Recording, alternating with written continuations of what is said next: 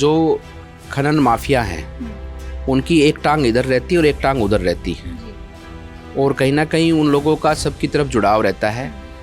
कल तक वो लोग जो है कि उनके जो गलत कार्य थे हम उनके खिलाफ बात करते थे, आज कुछ हमारे ही लोग जो है कि उनको उठाए घूमते हैं। जो हमारे तिजारा के अंदर चोरी चपाटी की घटनाएं थी, गौ तस्करी की घटनाएं थी, उनमें बहुत बड़ी और काफ़ी गिरावट आई है। बाबा की उम्मीद थोड़ी सी कायम है, मंत्रिमंडल में विस्तार की है कोई? मेरी चिंता मत करो, मैंने घर बार छोड़ दिया, मैं मेरी चिंता खुद कर लूँगा।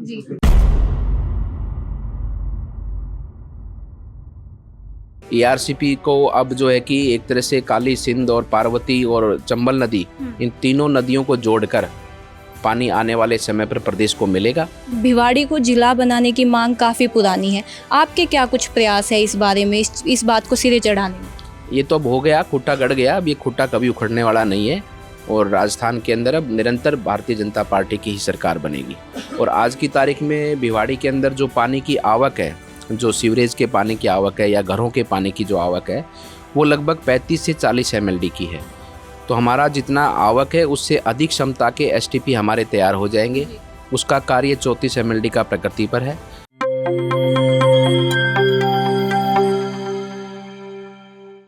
नमस्कार, इस वक्त हमारे साथ मौजूद हैं तिजारा से विधायक, अलवर के पूर्व सांसद और स्थल बोहर मठ के मठाधीश बाबा बालकनाथ। इनसे आज हम राजस्थान की राजनीति पर, इनकी राजनीति पर काफ़ी कुछ बातें करेंगे। शुरुआत करते हैं बाबा, आपकी भाजपा सरकार को राजस्थान में 1 साल से ज़्यादा का समय हो गया अब काम करते हुए। अगर हम आपके ज़िले की बात करते हैं, वहाँ पर आप क्या कुछ दिला पाए, क्या कुछ उपलब्धि रही? देखिए, हमारे ज़िले में तो काफ़ी सब चीज़ें आई हैं, लेकिन जब मैं बात करता हूँ हमारी विधानसभा की, जिसमें हमारे पास में 2 पॉलिटेक्निकल कॉलेज आए हैं, एक महिला डिग्री कॉलेज आया है, और अपना जो कि देवनारायण भगवान के नाम से छात्रावास आया है, और उसी के साथ साथ में हमारे जो यहाँ से टोल से लेकर और टपुकड़ा से भी आगे कजारिया तक हमारा प्रयास है कि जो रोड है इसको 6 लेन में कन्वर्ट करना है। साथ ही साथ हमारा जो टोल है उसको भी शिफ्ट करने का कार्य आगे बढ़ चुका है। और इधर जो सोना रोड है, ये नूह जो तावड़ू रोड जो नूह की तरफ ये जाती है, इस रोड को भी नेशनल हाईवे से इसका कार्य आगे बढ़ चुका है। जो भिवाड़ी मोड़ से लेकर आगे ये सारा रोड 6 लेन में कन्वर्ट होकर इसका सुदृढ़ीकरण और इसको बड़े अच्छे रूप से बनाया जाएगा। उसी के साथ में तिजारा के अंदर की जो रोड है, जो शहर के अंदर की रोड है, उनके लिए भी 26 करोड़ रुपए सैंक्शन हुए हैं। आने वाले समय पर वो पैसा सैंक्शन होकर उन रोडों को भी विकास होगा। और पूरे विधानसभा क्षेत्र में 10 करोड़ और पहले 5 करोड़ 15 करोड़ की अभी तक सड़कों का निर्माण कार्य आगे बढ़ा है। तो इस प्रकार से और भी काफ़ी विकास की चीज़ें हैं, आने वाले समय पर आपको देखने को मिलेंगी। बाबा, एक बड़ा मुद्दा जो चुनाव से पहले भी था और अब भी शायद वो समस्या है, जो धारवेड़ा और भिवाड़ी के बीच गंदे पानी जमा होने की है, उसको लेकर क्या कुछ समाधान है, कितना कुछ प्रगति पर है वो सब? देखिए, वो काफ़ी हद तक प्रगति पर है, और करना क्या है उसमें सरकार और यहाँ का लोकल विभाग उसमें सहमत होकर एकजुटता से उस पर काम कर रहे हैं कि करना क्या है। क्योंकि पहले तो होता है कि इसका समाधान क्या है, समाधान का हल मिल चुका है, अब उस पर काम हो रहा है। और जल्दी ही मैं मानता हूं कि क्योंकि जो हमारा 34 MLD का जो STP बन रहा है, ऑलरेडी भिवाड़ी के अंदर हमारे 12 से 13 MLD के STP हैं, एक 34 MLD का हमारा निर्माणाधीन है, और उसके साथ साथ में जब ये 34 का बनेगा, 12 का और 6 का, ये सब मिला के हमारा लगभग 52 MLD या 53 MLD तक पानी हम ट्रीटेड कर पाएंगे, इतनी क्षमता हमारे पास रहेगी। और आज की तारीख में भिवाड़ी के अंदर जो पानी की आवक है, जो सीवरेज के पानी की आवक है या घरों के पानी की जो आवक है, वो लगभग 35 से 40 MLD की है। तो हमारा जितना आवक है उससे अधिक क्षमता के STP हमारे तैयार हो जाएंगे। उसका कार्य 34 MLD का प्रकृति पर है। और ये जितने भी हमारे ट्रीटमेंट प्लांट हैं, इन सब का पानी हम एक कंड्यूड पाइपलाइन से यहाँ से लगभग 17 से 18-20 किलोमीटर की दूरी पर ले जाकर, एक बड़ा एरिया गवर्नमेंट लैंड का है, उसमें उस पानी को डंप किया जाएगा, डाला जाएगा, और शहर से इस पानी को पूर्ण रूप से बाहर निकाल कर और वहाँ भी उस पानी का उपयोग हो, इस प्रकार की योजना हमारी प्रगतिशील है। इन सब विषयों पर काम हो चुका है। अब टेंडर भी हो चुका हो और निर्माण कार्य आप देख सकते हैं कि उसका कार्य चालू है, लेकिन अब निर्माण में थोड़ा समय लगेगा ही। पाइपलाइन बिछाने का कार्य भी अभी थोड़े दिन में शुरू हो जाएगा। तो आने वाले समय पर सीवरेज और घरों के जो पानी जो आता है उसका 100% समाधान हो जाएगा। दूसरी बात रही बरसात के पानी की, जो बरसात का पानी सारा का सारा केंद्र जो है उसका भिवाड़ी मोड़ है, भिवाड़ी बाईपास जिसको कहते हैं हम, जहाँ पर इधर तो आगे धारूहेड़ा की सीमा लग जाती है और इधर से हमारा भिवाड़ी शुरू होता है। वहाँ पर वो पानी सारा केंद्रित होता है आकर, और पूरे आसपास के इलाके का वहीं पानी आता है। वहाँ से उस पानी को पंप करके हमने उसका डिज़ाइन भी तैयार कर चुके हैं, और वापस हमारा एक नाला है, उस नाले के अंदर उस पानी को डाला जाएगा, और बरसात के साथ साथ ही वो पानी वहाँ से पंप कर कर उसको साथ साथ ही उस नाले में डालकर वो पानी आगे साबी नदी में बरसात का जो पानी है उसको ले जाने का काम भी हमारा आगे बढ़ चुका है। और सरकार के सम्मुख पिछले हफ्ते ही हमारी मीटिंग हुई है, और अब जो है कि उसको मूल रूप या उसको पूरा मूल उसका करके उसको बजट को आगे बढ़ा के उसको भी जल्दी से जल्दी पूरा कराने का काम करेंगे। जो गहलोत सरकार ने जिले बनाए थे उसमें भजनलाल सरकार बदलाव कर चुकी है। हम विशेष तौर पर आपके क्षेत्र की बात कर रहे हैं। डिस्ट्रिक्ट हेडक्वार्टर को लेकर अभी भी असमंजस की स्थिति है कि कहाँ बनेगा? देखिए, वो तो सरकार का निर्णय है, जहाँ भी बनेगा हमारे लिए बनेगा जी। उसकी चिंता सरकार करेगी, और जो करेगी अच्छा करेगी। फिर भी बाबा नहीं चाहेंगे कि भिवाड़ी जैसा बड़ा औद्योगिक क्षेत्र है यहाँ पे बने? यहाँ के लोग तो यही चाहेंगे जो उद्यमी है यहाँ पे कि यहाँ आए। देखिए, ऐसा है, हम तो बहुत कुछ चाहते हैं, लेकिन समय को ध्यान में रखते हुए वो चाहत समय पर पूरी होंगी। लेकिन आज की जो बात करते हैं तो सरकार का निर्णय है, हमारी सरकार है, जो सरकार करेगी अच्छा करेगी और जनता के हित में करेगी। और जो हम चाहते हैं कि भगवान की कृपा से वो काम पूरा ही हो, और समय पर जब पूरा होगा तब उस विषय पर बात करेंगे। अच्छा बाबा, भिवाड़ी को जिला बनाने की मांग काफ़ी पुरानी है, आपके क्या कुछ प्रयास है इस बारे में, इस बात को सिरे चढ़ाने में? मेरे तो काफ़ी प्रयास है, और काफ़ी प्रयास आगे भी बढ़े, और सभी इस विषय पर सकारात्मक थे, और इस विषय को सब मानते भी थे, और ये होना भी चाहिए। चाहे आर्थिक स्थिति हो, चाहे राजस्थान के परिवेश की औद्योगिक क्षेत्र की बात हो, और चाहे उसकी संभावनाओं की बात हो, हर दृष्टि में भिवाड़ी सर्वप्रथम है जिला बनने के लिए। लेकिन सरकार ने जो निर्णय किया है कुछ सोच समझ कर ही किया है, और मैं मानता हूँ उसके अच्छे परिणाम होंगे। अभी हम राजस्थान की राजनीति पर बात करते हैं। अभी खनन की जब हम बात करते हैं कि बड़ा मुद्दा है राजस्थान में, जब हम खनन की बात करते हैं तो हरियाणा से लेकर राजस्थान तक सदन से बाहर भी कई बार ये मुद्दा उठता है, लेकिन खनन पर अंकुश नहीं लग पाता। हम अलवर की भी बात करते हैं, भिवाड़ी की, तो सुनते हैं कि पहाड़ के पहाड़ गायब हो गए। अंकुश क्यों नहीं लग पा रहा है खनन पे? देखिए, मैं मानता हूँ कि जो खनन माफिया हैं उनकी एक टांग इधर रहती है और एक टांग उधर रहती है, और कहीं ना कहीं उन लोगों का सबकी तरफ जुड़ाव रहता है। कल तक वो लोग जो है कि उनके जो गलत कार्य थे हम उनके खिलाफ बात करते थे, आज कुछ हमारे ही लोग जो है कि उनको उठाए घूमते हैं। और मैं मानता हूं कि इस कार्य के ऊपर जब तक हम एकजुटता से प्रदेश के हित में काम नहीं करेंगे, जहां प्रदेश की जनता का लाभ हो, प्रदेश की जनता को उसका फ़ायदा मिले, क्योंकि खनन और खनन से होने वाली आमदनी, इस पर अधिकार है प्रदेश की जनता का, उससे प्रदेश आगे बढ़ता है। चाहे किसी भी प्रकार से किसी भी कार्य से जो रेवेन्यू आता है, जो टैक्स के माध्यम से या लीज के माध्यम से जो पैसा आता है, वो प्रदेश की जनता के विकास के लिए आता है।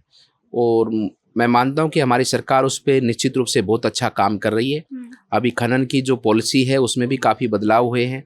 ऑनलाइन जो है कि इसकी बिडिंग होने लग गई है। पहले पिछले दरवाजे से जो है कि चुपचाप किसी को भी टेंडर दे दिया जाता था, किसी को भी लीज पट्टा दे दिया जाता था, लेकिन अब उसमें बहुत सुधार आया है, और अब बिडिंग के और ऑनलाइन बिडिंग के माध्यम से उसका पट्टा आवंटन होता है। अब आगे चलकर इसमें जो मूल कार्य है कि खनन के लिए जो क्षेत्र दिया गया है उसी क्षेत्र में खनन हो, और जितना कहा गया है उतना खनन हो। इस पर और अंकुश आने वाले समय पर लगेगा, तो मैं मानता हूं कि इससे हम प्रकृति को भी बचाने का काम करेंगे और देश को, प्रदेश को लाभ भी उससे बढ़ाने का काम होगा। और साथ ही साथ में ये जो खनन का क्षेत्र है इसमें काफ़ी इन खनन माफियाओं के साथ में लोकल स्तर पर पुलिस विभाग हो या अन्य विभाग हो काफ़ी जुड़े हैं।